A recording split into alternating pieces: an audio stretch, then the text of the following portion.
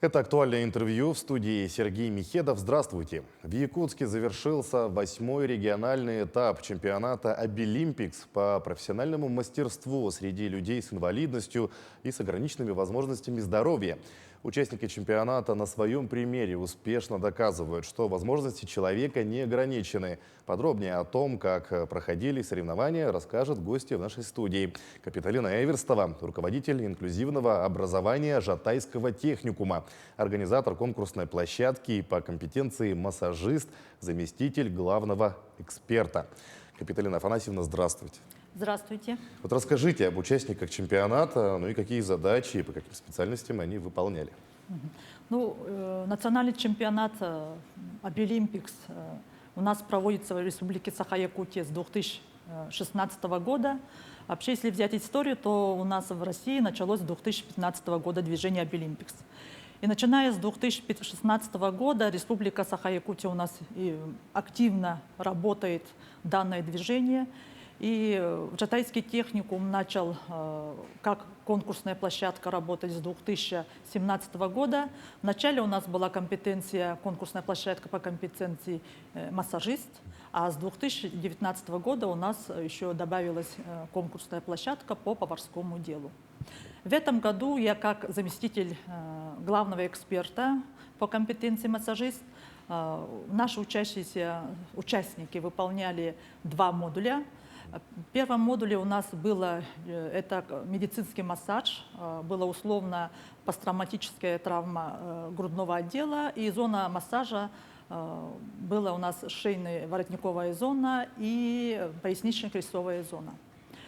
Второй модуль – свободный массаж, где каждый участник выбирал свою тематику массажа. И в основном наши участники выбрали именно массаж. Это классический массаж верхних конечностей, нижних конечностей, массаж головы, шейно-воротниковой зоны.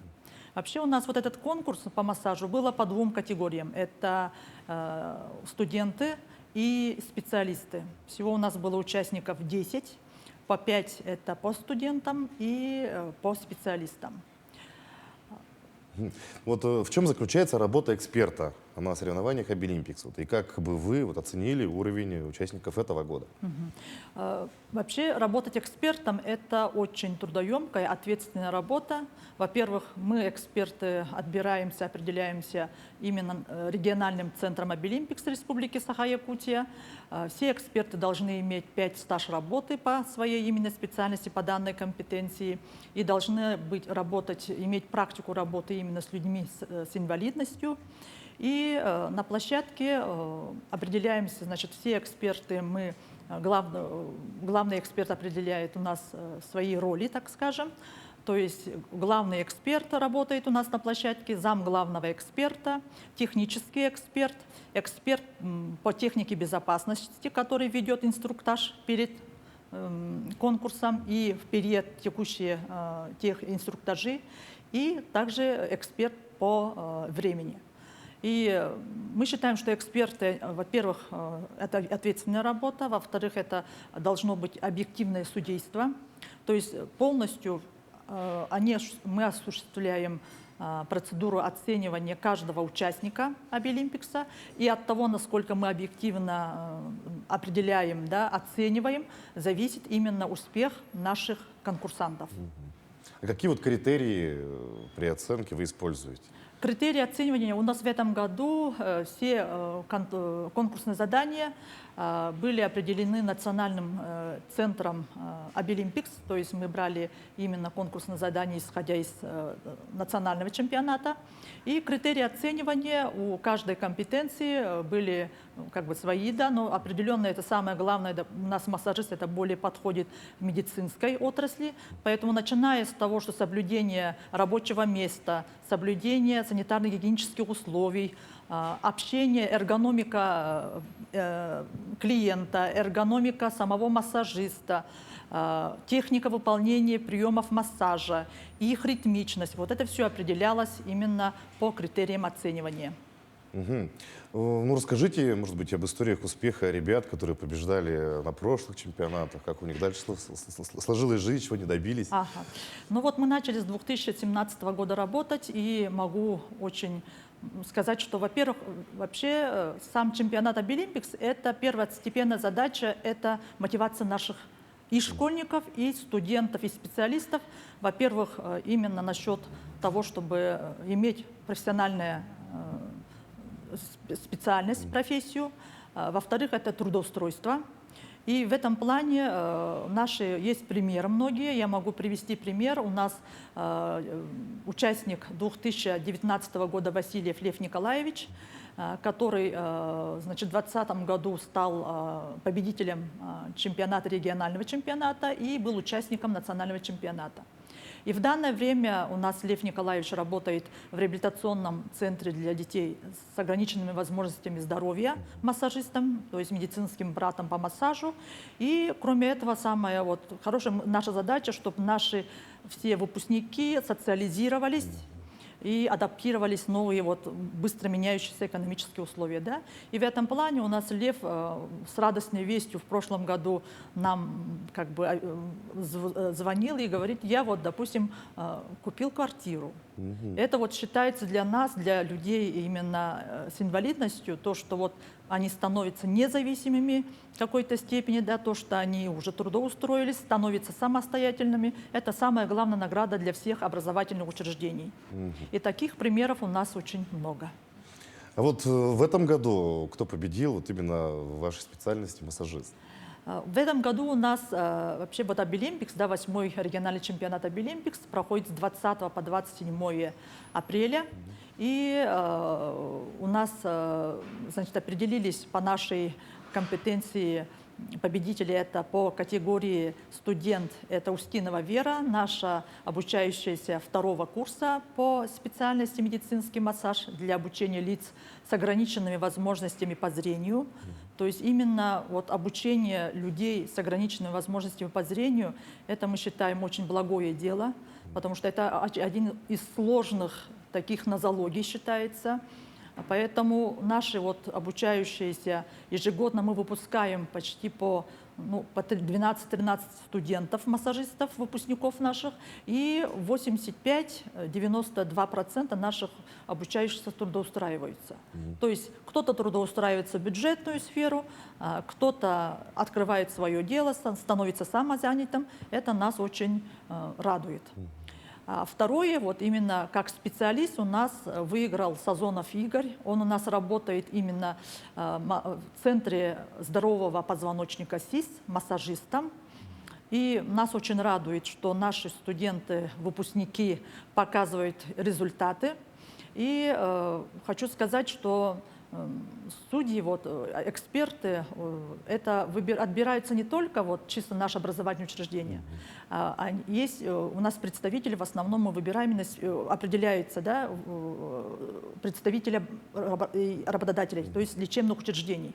Это имеет очень большое значение, потому что именно работодатель, практик, который видит практические навыки студентов, да, как они массируют, как лежит рука, именно определяет, вот именно идет объективная оценка наших результатов. А вот, может быть, отмечают руководители лечебных учреждений, да, как ваши выпускники работают, может быть, они работают даже, незрячие, например, да, выпускники работают лучше зрячих, потому что не зря же говорят, что обостряются тактильные ощущения, да, то есть человек незрячий лучше чувствует руками. Да. Это действительно так? Это действительно так. Есть даже китайская такая пословица: попасть рукам незрячего — это, так скажем, большая удача.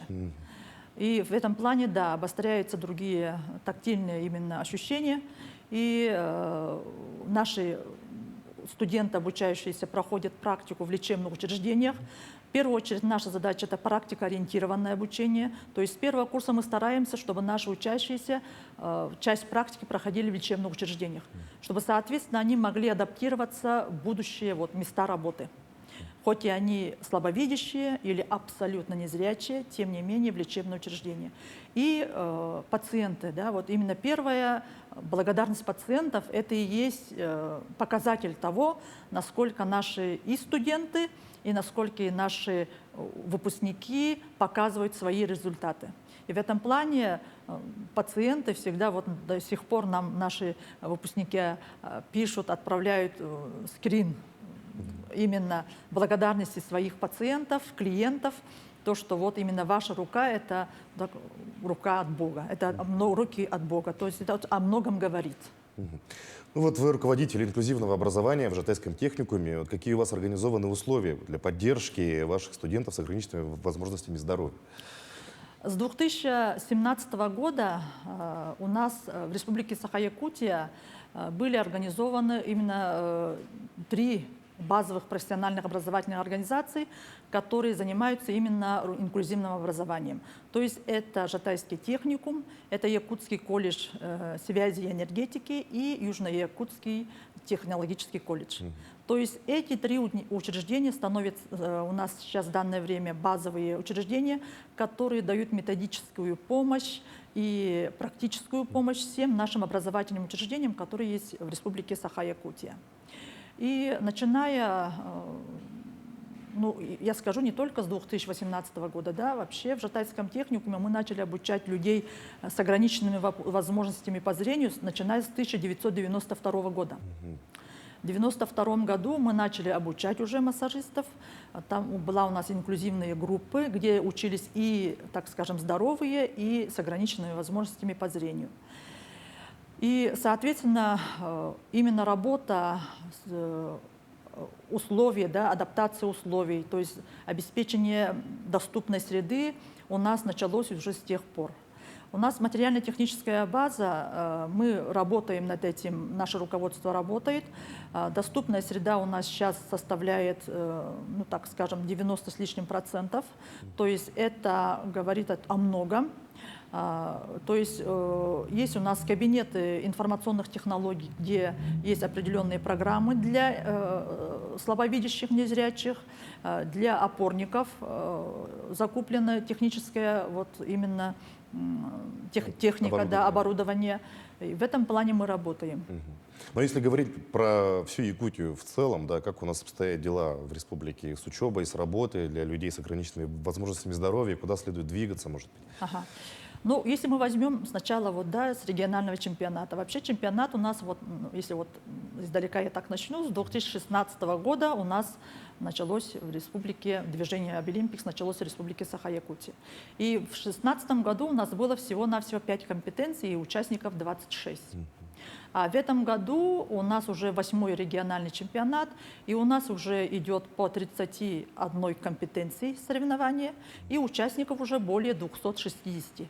Это говорит о многом. То есть у нас сейчас обучающихся с особыми образовательными программами, их количество увеличивается. Это, нужно сказать, в плане того, что именно мотивации, адаптации говорит о многом, потому что многие наши граждане понимают необходимость получения образования, соответственно, образование, трудоустройство и в какой-то степени независимость, да, от других людей. И в этом плане все образовательные учреждения у нас ведут планомерно работу по доступности, не только по архитектурной доступности, но и по образовательной, по информационной доступности в своих образовательных учреждениях. Ну что ж, Капиталина Афанасьевна, большое спасибо, что нашли время, пришли к нам, ответили на наши вопросы. Желаем дальнейшей успешной работы, в первую очередь, конечно же, на благо наших людей с инвалидностью, чтобы они все находили работу, трудоустраивались и становились независимыми. Ага, спасибо большое. И мы, как все участники, эксперты национального чемпионата Обилимпикс, уверены, что вот это движение Обилимпикс, наше участие будет вести, именно мотивирует наша общественность, чтобы обратили внимание на людей с ограниченными возможностями здоровья, что они такие же имеют равные условия, как и все мы. Спасибо. А я напомню, вы смотрели актуальное интервью. Оставайтесь на нашем канале.